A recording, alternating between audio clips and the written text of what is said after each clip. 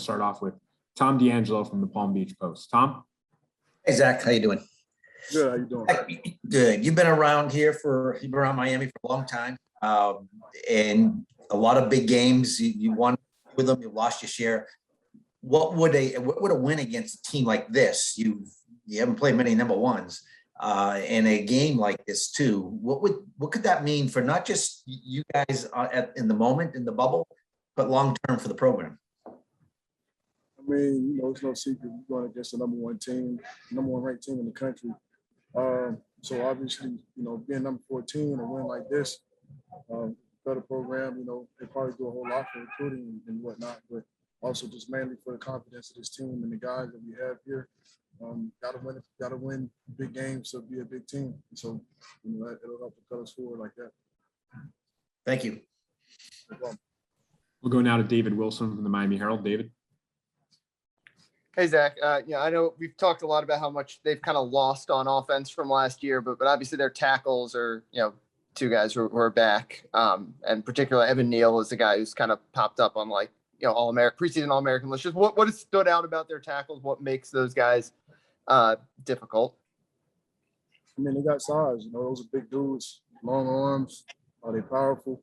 In the run game, they can bully people, and in the pass game, they're sound technique-wise, and they know what they're doing. So it's not like you're just getting some brand new guys that never played ball before. These are guys who are I'm sure going to be working at a professional level and ready to take on whatever challenge. So a lot of respect to the way that these guys work, and we're trying to rise to that challenge. I'm next with Manny Navarro from The Athletic. Manny. Hey, Zach, curious, when you guys prepare for a guy like Bryce Young who's never started a game before, how deep do you guys go back in the video highlights? Is it just the spring game and the few appearances he made last year? Or do you guys dig all the way back to his high school tape? And what are you kind of looking for? I mean, everything that we've put on film so far while he's in college is open.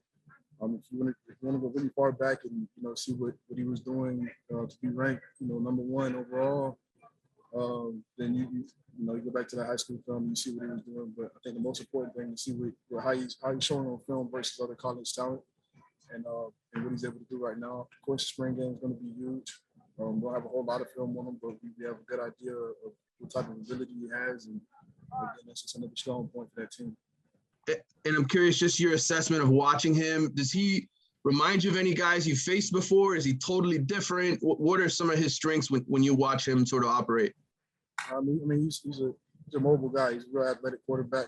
I know he can pick teams apart with his arm, and I'm sure that they got him all studied up and ready to pick apart coverages and whatnot. But a thing, you can have a pocket passer that can do all that, but he's two-dimensional. He can also beat you on the ground. So he's an all-around quarterback, just an athlete.